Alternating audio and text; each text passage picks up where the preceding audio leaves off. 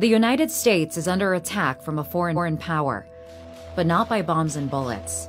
Instead, an offensive in cyber and information warfare is targeting both critical infrastructure and democratic institutions. A 2-year, multi-stage effort by Moscow targeting the U.S. energy grid. A complex campaign by Russians to interfere in the 2016 election. But to understand what's happening in the U.S., you have to look to Eastern Europe, where a new Cold War is changing the face of conflict on both a virtual and physical battlefield.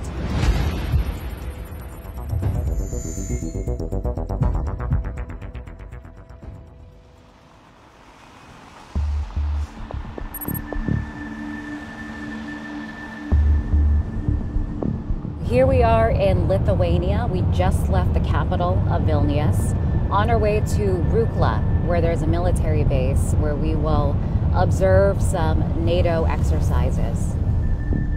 Hi, Lieutenant. Hi, Liz. Nice to meet you. Battle groups from NATO countries exercise at this Lithuanian military base. After Russia annexed Crimea and invaded eastern Ukraine, NATO troops were deployed here to deter aggression from their unpredictable neighbor. Today, Dutch and French troops make up the multinational battle group, rotating through here for 6 months at a time. Just stand on the seat. Okay, excellent. Okay. We're gonna drive now. Hold on tight because it's bumpy. All right, just hold on. Best would be if you hold on to the gun. Okay. Yeah. All right, here we go.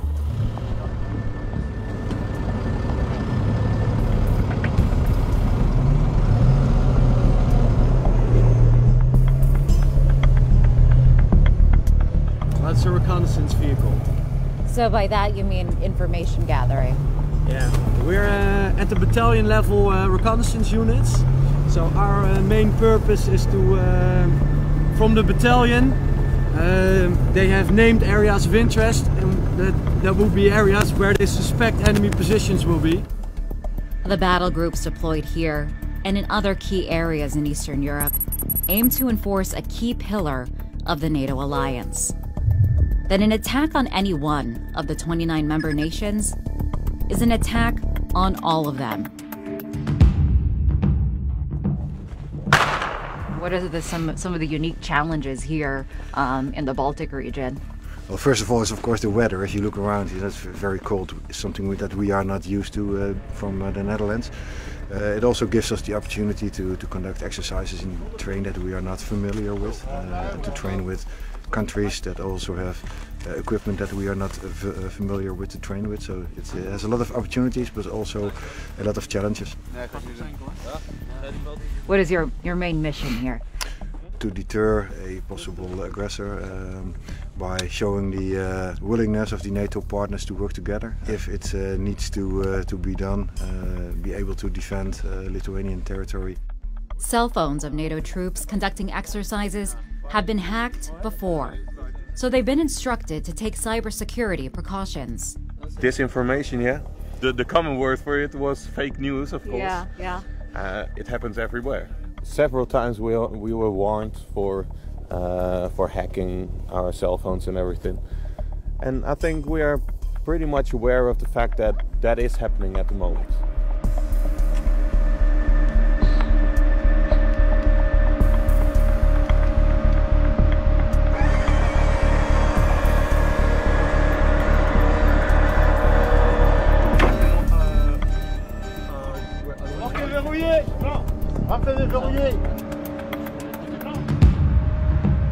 NATO has changed a lot. First, we had the missions to Iraq and to Afghanistan, and we have been doing a lot of things, been busy focusing on the peace outside. But suddenly, because of the changes in the European security environment of Russia's behavior in Ukraine, it concerned a lot of neighbors. NATO went back to the roots, the collective defense, and we found out again we have to have a deterrent role, because we are not interested in a conflict, and NATO was established to have a peace in Europe. NATO has enhanced their presence in the Baltic region by land, sea, and air.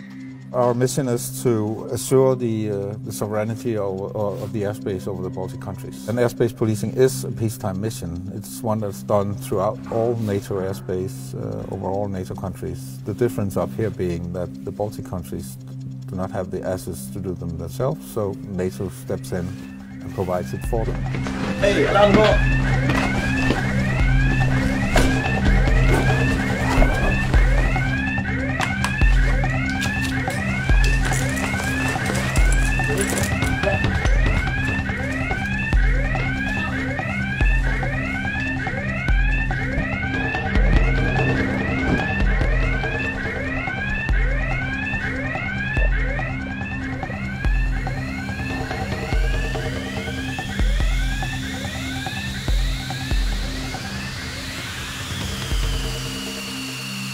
This started off as a training exercise, but later we learned it got real.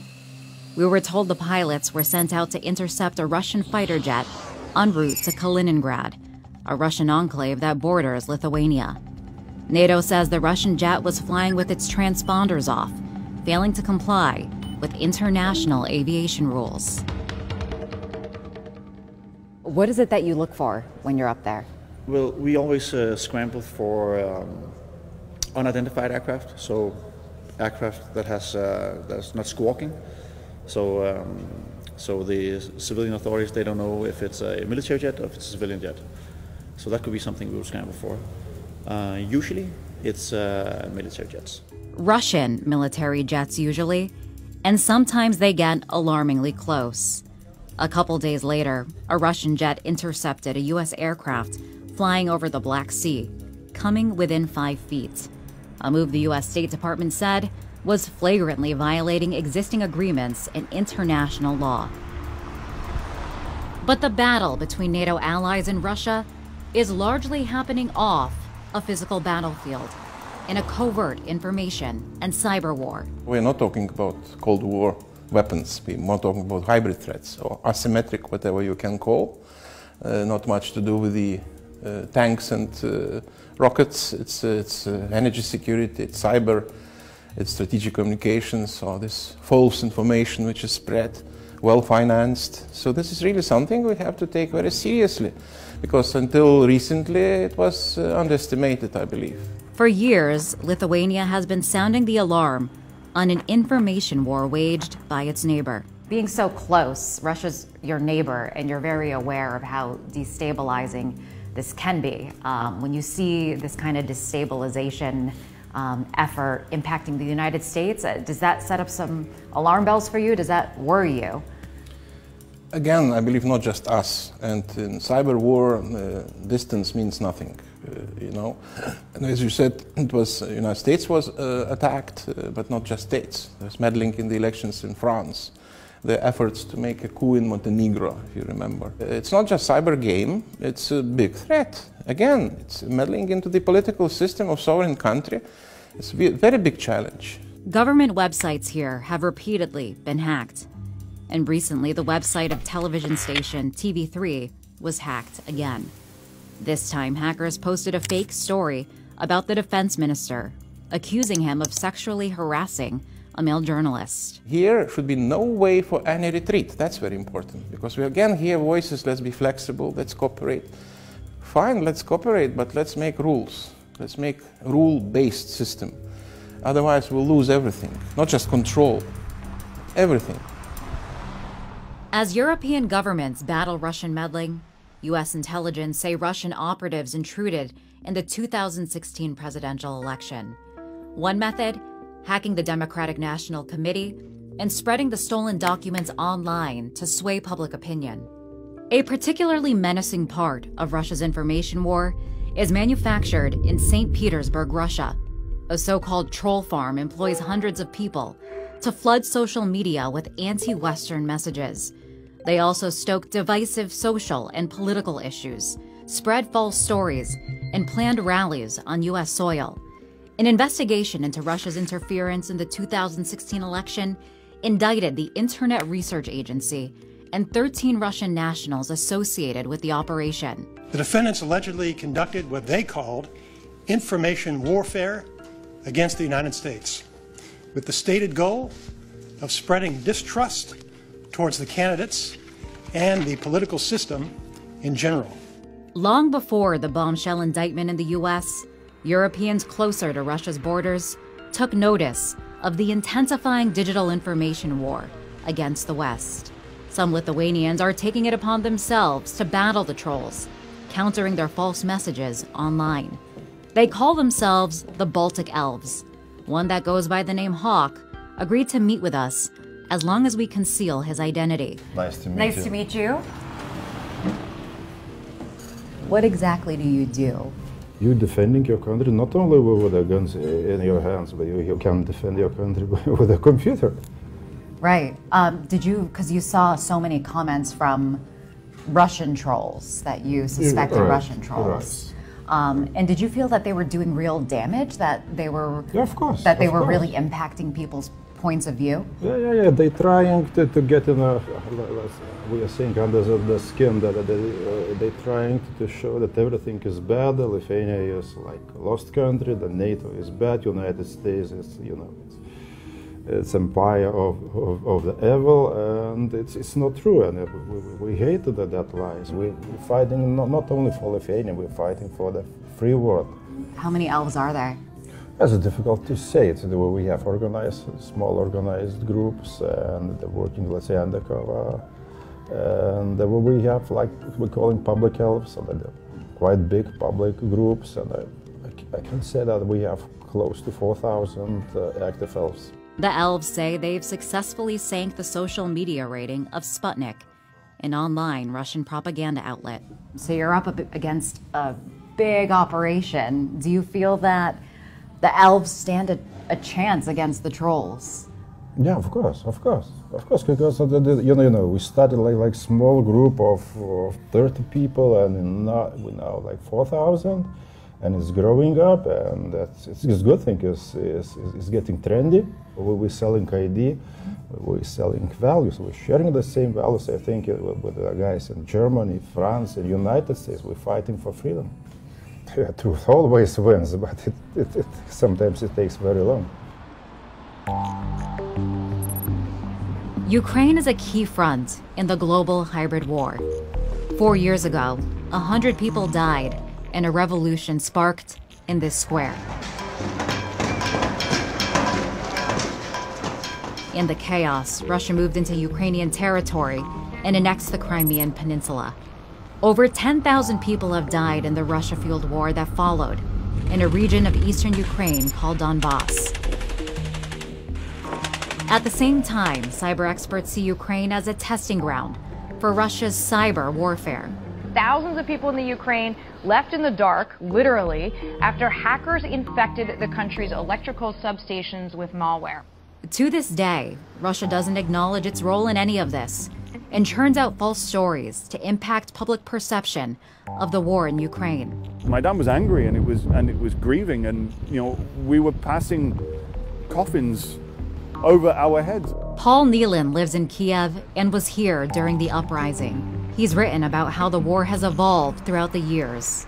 The corruption that we were seeing from Yanukovych and the people around him was blatant. It was in your face. It was disgraceful.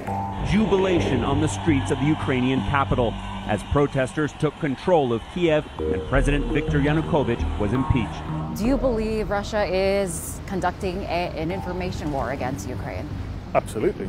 If I play a small part in this, then my part is in fighting the information war a little bit. And often these debates that I'm having with people on Twitter, that's what informs me. That's what informs me of the latest narrative that's coming out of Moscow and tells me the next article that I need to write is addressing this topic because of what these trolls are trying to throw at me and fight me with. But I will not tolerate a conversation where people are accusing Ukraine's armed forces or Ukrainian people of being Nazis or fascists or anything like that. That's a horrible lie that was created. So if you want to send an army to go and kill people, the first thing you must do is dehumanize them. Russia's not intending at any time in the near future to be backing off from the information warfare that's not just targeted against Ukraine, but it's targeted against democracies everywhere. Some Ukrainian citizens have decided to take the cyber battle into their own hands. And a couple of these hacktivists have decided to meet with us as long as we keep their identities a secret. In late 2016, Ukrainian hackers leaked thousands of emails linked to a close aide to Putin. The documents exposed the Kremlin's plans to destabilize Ukraine and support separatists fighting the war in the east. So here with Chris Townsend and Jeff, those aren't your real names, but you're both part of Ruhate. It's a hacktivist group. Can you describe what do you do as cyber hacktivists? We are trying to get as much information as we could about Russian military involvement in East Ukraine, Russian subversive operation, Russian command. We publish this information, we pass it to intelligence communities here in Ukraine to counteract Russian aggression, and our final goal to weaken it and to make our victory closer. They're waging a cyber war on us. And who is the target? Who's the enemy in this war? For us, the enemy, of course, it's Russia and their proxies. Do you work with the government? Do you collaborate with the government? Sometimes we unofficially pass information to security service of Ukraine, to our military, but it's all unofficial. So you're volunteers, you're volunteer hacktivists. Yeah.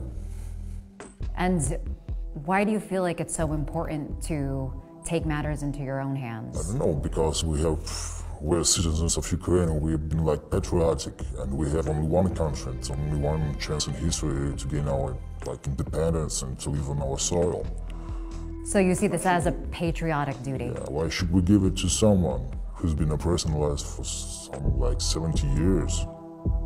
So to this day, President Putin has denied fueling the war in eastern Ukraine.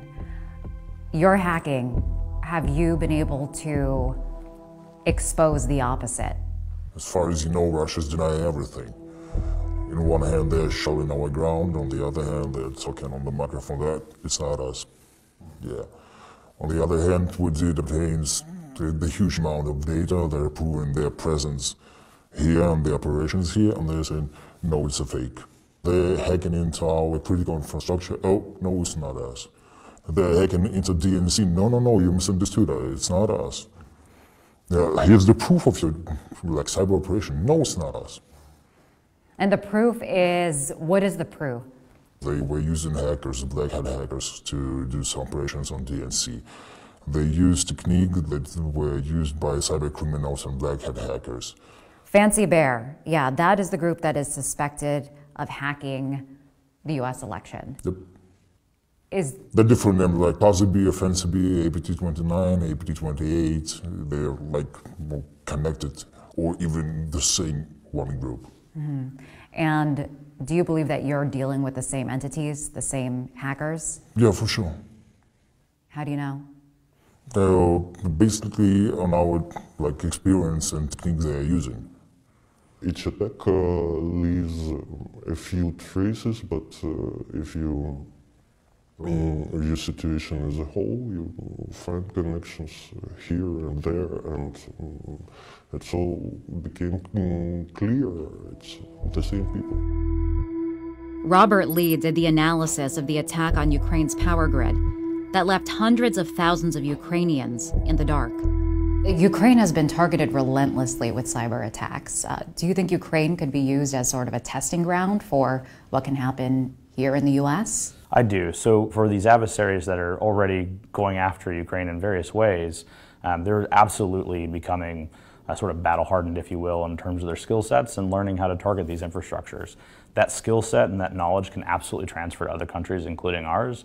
And in fact, a lot of the systems that they use in Ukraine are the systems that we use around the world. A lot of these industrial systems are global in nature. So these hackers are kind of perfecting their skill. Absolutely. So a hacker can compromise this computer. Right. How do you make the leap from hacking this computer and being able to control an industrial control system? Yeah, absolutely. So when you think of your office networks, the people who are working day to day, there's still connections from those office networks to the industrial communication side of the house, because they have to get data out of those networks for business purposes. How many people are using electricity today so that I can bill them correctly.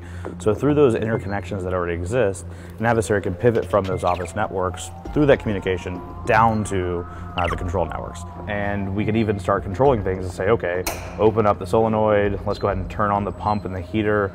Behind the scenes are the systems that then would actually be making the changes. These are generally what we call our logic controllers. So on each one of these systems, they are kind of like little mini computers. They have logic that then controls the physical systems, and then you can make changes in the physical environment. This is as simple as it would get, where in Ukraine-style scenarios, the adversary might just be opening and closing circuit breakers to be able to disconnect power. But what you're really talking about is the ability to impact the physical environment through digital means. That leap from hacking computers to physically manipulating critical infrastructure is rare. The hacking of Ukraine's power grid is one of a handful of examples of it ever happening. As a result of Lee's analysis, Democrats urged the president to act on protecting energy infrastructure in early 2017. But that action wouldn't come until over a year later. We're seeing in the cyber hacks that are dominating the headlines today that it's become highly politicized. Does that worry you when it comes to security of our critical infrastructure, that cybersecurity has been politicized? As someone who used to work in the intelligence community, seeing the politicization of FBI, NSA, CIA, etc., is only really damaging. Extend that same discussion into industrial infrastructure. The idea that we could answer anything without bipartisan support is ridiculous, but especially something as easy as maybe we should keep people out of the power grid. Like, this is not a difficult challenge. Current and former U.S. government officials have long warned of a catastrophic cyber attack, including former head of the CIA and Department of Defense, Leon Panetta.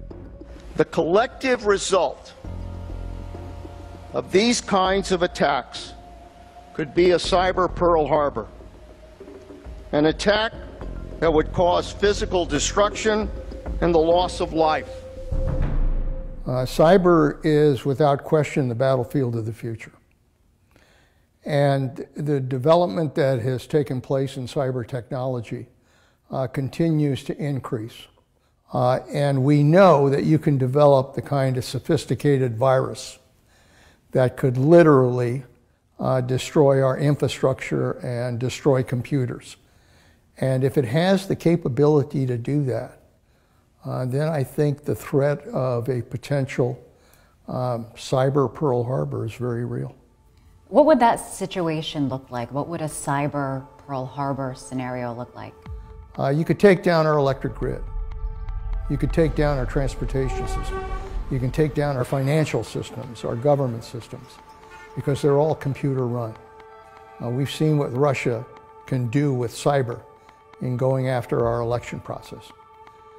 If an adversary got a hold of a destructive virus, cyber virus, they could literally deploy it in a way that could paralyze our country. That's a reality. The Department of Homeland Security recently accused Russia of targeting U.S. energy infrastructure starting in March 2016. Its cyber and information operations targeting the U.S. election likely began in 2014 under the Obama administration's watch. Do you think that we kind of missed the ball on this, that we didn't see it coming, that we weren't prepared or underestimated that? Yeah, I think we totally underestimated the ability of the Russians to use this kind of capability to go after our election system in this country. I think it took us by surprise.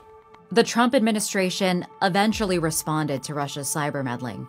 In March, the Treasury Department sanctioned Russian cyber actors for interfering in the election and attacking U.S. infrastructure. That came after a deadline set by Congress. The administration is also opening a new office to protect against cyber attacks on the energy sector, though lawmakers, both Democrat and Republican, worry that effort doesn't go far enough. We've requested funding to increase and strengthen cybersecurity, as well as the department's cyber defenses.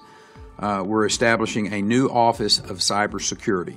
This is our response to the clear challenges that the sector has. We are committed to being as technically advanced as possible, and it's the reason that we request the funding. Concerns about the U.S. ability to deter Russian cyber threats are shared by the current leaders of U.S. intelligence agencies.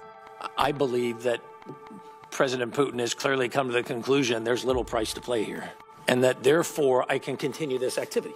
Intelligence officials say Russia is already working on their next target, the 2018 midterm elections. Putin is going to take advantage of a situation where he believes that his adversaries are weak. I think he has for a long time felt that the United States is weak in terms of its willingness to retaliate against the Russians and what they do. That they've got a free ride to do whatever they want to attack this country. And that is exactly the wrong message. And to do it again, we have an election coming up. To do it again and again and again. It's an invitation, really, for the Russians to do exactly what they did in 2016. Cyber is the new battlefield for the future. And that's where the wars are going to be fought. And we damn well better be ready for that kind of war.